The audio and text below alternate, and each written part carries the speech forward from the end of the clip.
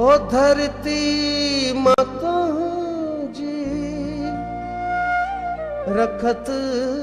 नींदे नींदे रंदो तुझो कर्जी माथी दो वञा तो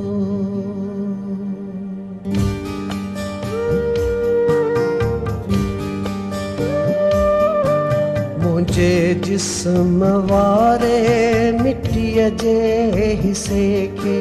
तुंहिंजा थोरा जो कुन ऐं फयकून वेले पंहिंजी वारसी ॾेई तो पंहिंजो बणायो न ॼाणा तो केॾनि जुगनि खां मुंहिंजो ख़ाकी चाणो तहन में लिकायो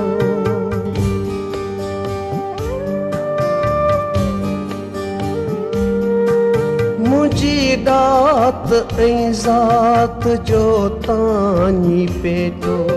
अलोलियुनि उदासियुनि ऐं लोचुनि जो खेटो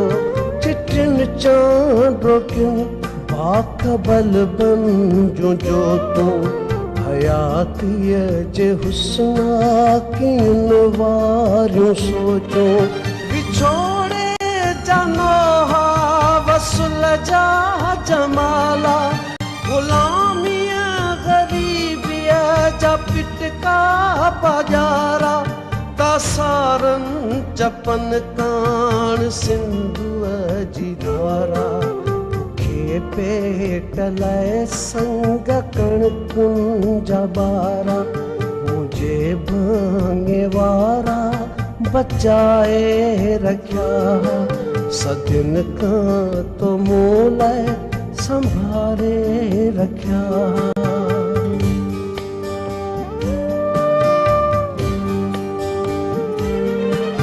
मञा थो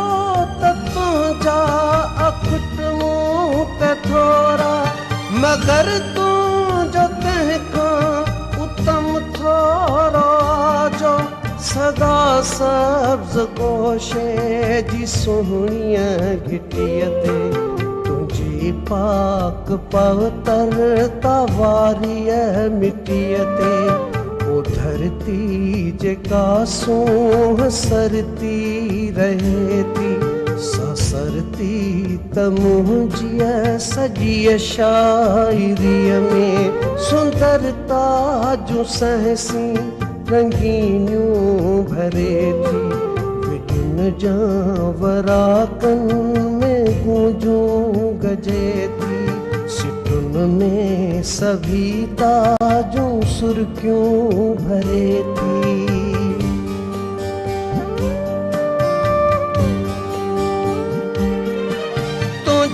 सांवरियुनि सांझियुनि में ओ धरती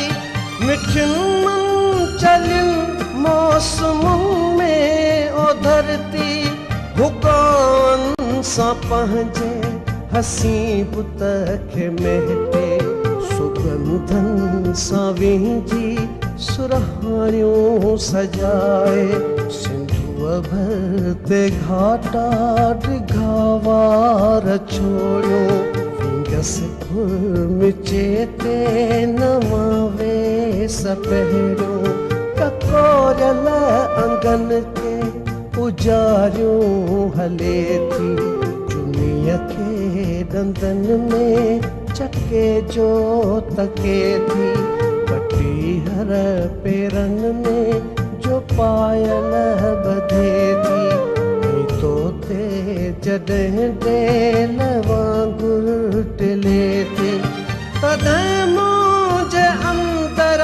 जे पाताल में तूं ओ धरती वितर पोखियूं पाड़ूं हणी थी तूं अधराक ऐं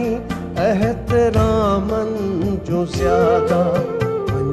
ज़ोर सां मुंहुं में मेखूं जड़ी थी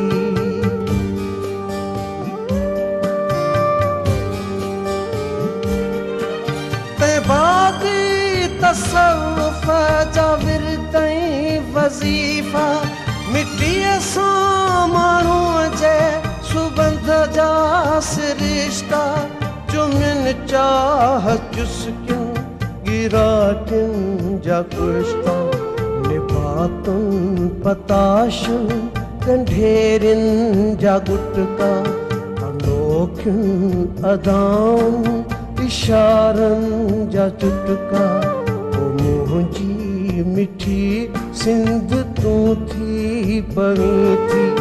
जेॾुल पीअ तूं जिंद साण जड़जी पवीं थी